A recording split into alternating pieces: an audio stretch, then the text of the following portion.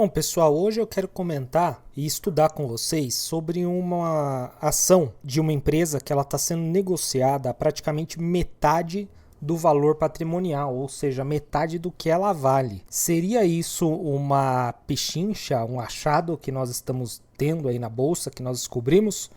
Quais são os resultados mais recentes que essa empresa apresentou? Tudo isso nós vamos ver aqui agora no canal, com mais novo quadro, inclusive aqui, começando bem o ano. Vai se chamar O Veredito esse quadro. E hoje nós vamos mergulhar aí numa análise para estrear esse novo quadro com o Banrisul, galera. Saiu aí resultados, né, no final do ano, sobre o terceiro trimestre deles, e tem muitos pontos fortes, tem alguns pontos aí de atenção, e nós vamos tentar responder sim, se essa ação está apresentando uma oportunidade ou é apenas uma armadilha para os mais desinformados. Então já aproveita, já capricha no dedo no like e não se esquece de se inscrever no canal, caso você ainda não seja inscrito. Bom, iniciando, galera, é o seguinte: o Banrisul, ele é um banco comercial brasileiro. Ele presta serviços bancários aí comuns, como qualquer outro banco, qualquer outro bancão, tá? É serviço para pessoa física, serviço para pessoa jurídica, só que ele é muito forte em atuação regional. Aonde? No Rio Grande do Sul, porque ele é o Banco do Estado do Rio Grande do Sul. Então ele vai focar bastante em empréstimos pessoais, crédito imobiliário, vai oferecer cartão de crédito, cartão de débito, vai oferecer a parte toda de investimento, de seguros, enfim, como qualquer outro banco. No último relatório, a gente teve o seguinte, galera, o banco subiu 50% no valor das suas ações no último ano de 2025. Esse movimento, como está escrito aí no slide, reflete a melhora dos lucros frente aos anos anteriores.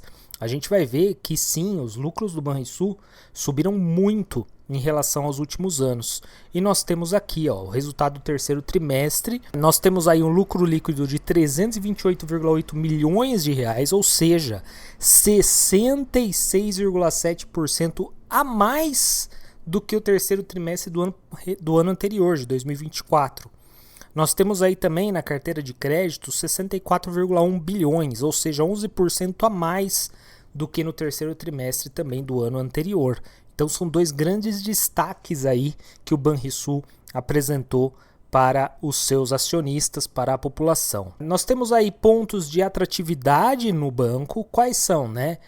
Exatamente aí o PVP, que é o preço sobre o valor patrimonial dele, de 0,56 vezes, ou seja, ele está valendo aí praticamente metade do que ele tem em patrimônio. Nós temos aí um PL, um preço de lucro de 4,87 vezes, é um PL bastante interessante, porque ele está abaixo do valor de 8, inclusive, que é um valor aceitável aí, como consenso, né, para a maioria das empresas, e inclusive ele está abaixo da média histórica dele. Média histórica dele é de 6,4 e está em 4,87. Ele também está pagando um dividend yield muito interessante, de 7,5%. Isso daí nos últimos 12 meses. Né? Tem sinais de alerta, sim. Dentre eles é o seguinte: nós tivemos um aumento de 66% no lucro líquido em relação ao terceiro trimestre de 2024, mas em relação ao trimestre anterior, ou seja, ao segundo trimestre de 2025, nós tivemos aí uma queda no lucro. Não é que ele teve prejuízo, mas nós tivemos uma queda na aceleração. No segundo trimestre de 2025, ele lucrou mais do que no terceiro trimestre de 2025. Então tivemos uma queda de 12,9% aí. Apesar da forte evolução anual, os números indicam uma compressão sequencial na rentabilidade, com ROI caindo para 12,2%. O que quer dizer isso? Né? Quer dizer que é o seguinte, galera. Imagina que ele é um carro e ele está acelerando pisou fundo no acelerador na estrada. Então tá indo. Chegou agora no terceiro trimestre de 2025, no último relatório que ele apresentou, ele tirou o pé do acelerador.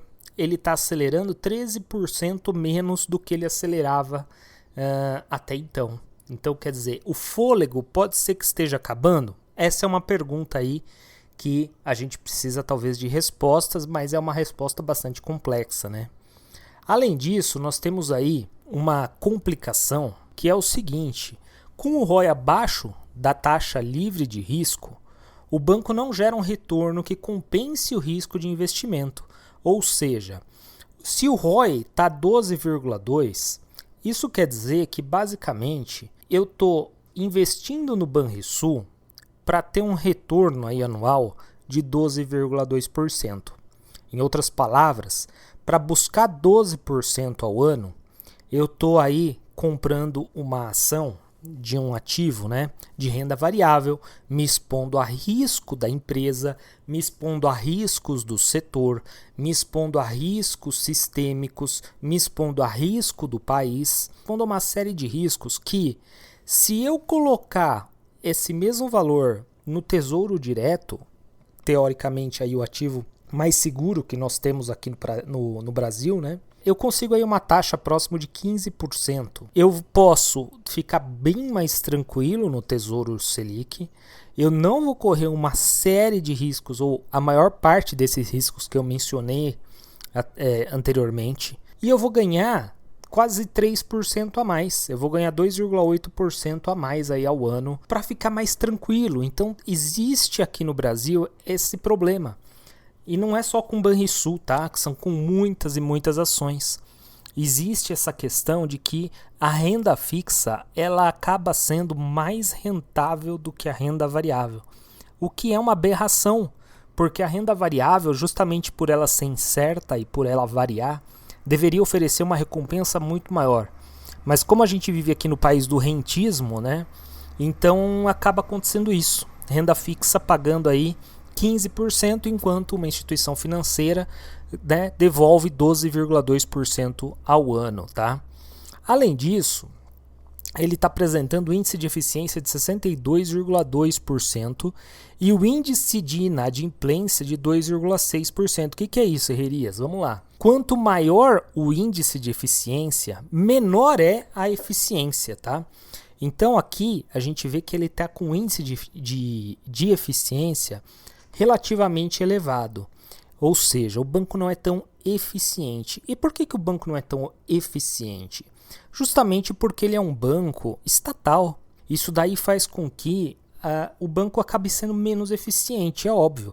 Uma empresa privada, via de regra, ela vai buscar mais eficiência. Ela quer produzir mais, ela quer ter um lucro maior com um custo menor.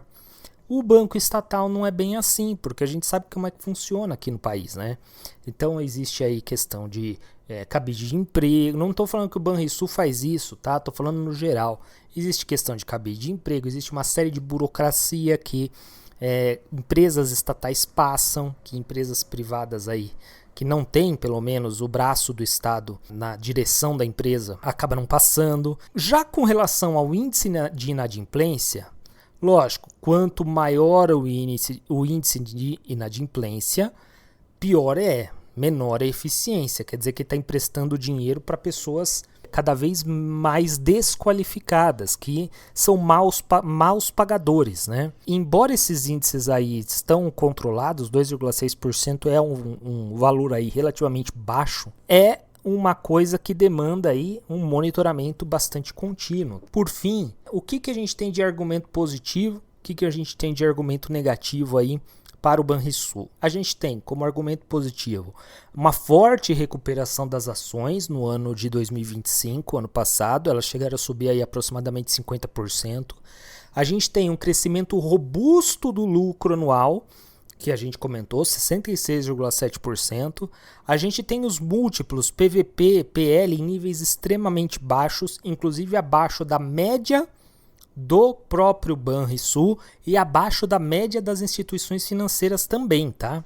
E a gente tem um dividend yield atrativo aí de 7,5% ao ano. Com relação à parte não tão positiva assim, argumentos aí de alerta, vamos dizer assim, nós temos uma rentabilidade abaixo da taxa Selic, Nós temos aí um histórico de inconsistência e volatilidade nos resultados. A gente observa que de meados de 2015 até hoje, nunca teve prejuízo. É um banco que nunca apresentou prejuízo. Mas não dá para dizer que é um lucro líquido extremamente consistente ou crescente. A gente vê que tem períodos em que o lucro é maior, a gente vê que tem períodos em que ocorre a queda do lucro líquido, e isso daqui muito é por conta da falta de eficiência do banco, tá? Voltando aí, nós temos sinais de arrefecimento no crescimento trimestral, ou seja, ele desacelerou, né, o seu crescimento em 13% em relação ao trimestre anterior, e nós temos aí uma grande taxa de eficiência operacional. Na verdade, deveria ser... É que assim, eu estou falando termo técnico, pessoal, mas deveria ser o contrário, né? Uma grande taxa de ineficiência operacional. Ele é um banco que ele é 62,2% ineficiente em relação aos outros bancos, tá? Em relação aos bancões, vamos dizer assim. Para qual perfil de investidor, então, o Banrisul pode fazer sentido? E isso aqui já alerto que não é uma recomendação de compra e venda. Estamos só trocando aqui uma ideia, analisando o ativo. Ele pode fazer sentido para investidor com foco em dividendos, estratégias de value investing, então estratégia de valor.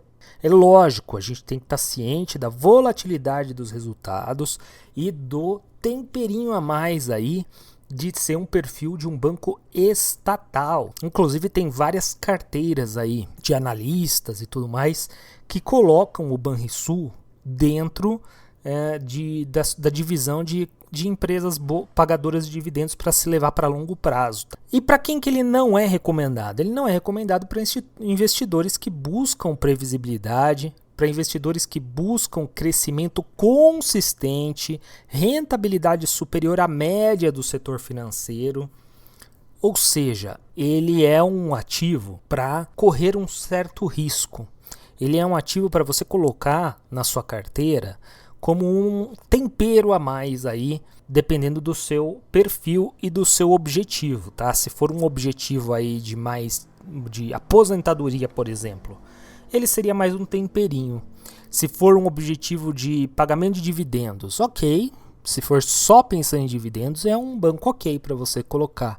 Ah, mas eu penso no crescimento, eu quero ter aí uma certa tranquilidade, eu quero uma carteira que não oscile muito, aí talvez não seja para você. Você precisa analisar com calma os dados, tá?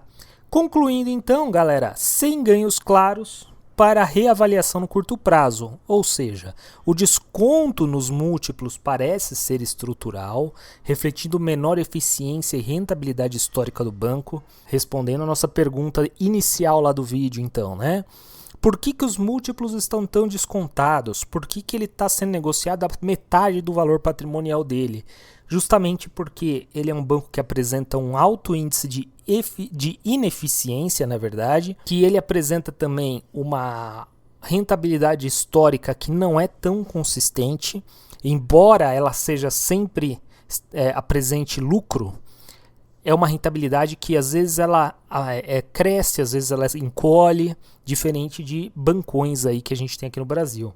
Não existem gatilhos claros no corte de despesas ou ganho de escala que possa eventualmente elevar o ROI de forma sustentável para patamar acima de 15%, ou seja, não há qualquer previsão, pelo menos assim, divulgada, que eu encontrei, de que há um interesse do Banrisul em cortar despesas, em cortar gastos. Tá? Da mesma forma que o governo federal não tem a menor vontade de cortar gasto, para ele é muito melhor aumentar tributo, que é o que a gente vê que tem ocorrido aí de forma consistente nos últimos anos. O Banrisul é a mesma coisa, tá? Eles não têm, pelo menos não indicam vontade em cortar despesas, em cortar gasto. E isso daí faz o ROI sair caro. Por quê? Porque muito do lucro dele é para pagar despesa. Despesa recorrente, pagar pessoal, enfim, pagar N coisas aí. E que é por isso, exatamente por esse motivo, que eu não coloco aí o Banrisul como nem uma ação top pick, nem um lixo. Ele é apenas uma empresa que existe na nossa bolsa. Eu espero que vocês tenham gostado desse tipo de vídeo. Foi um resuminho aí legal dos principais pontos do Banrisul. Você pretende investir no Banrisul ou você vai deixar passar e esperar uma oportunidade melhor? Você acha que o Banrisul pode vir a continuar performando bem e esse ano subir mais 50%, 60%, 80%? Coloca aí nos comentários que eu quero saber sua opinião. E é isso aí. Até a próxima, pessoal. Valeu!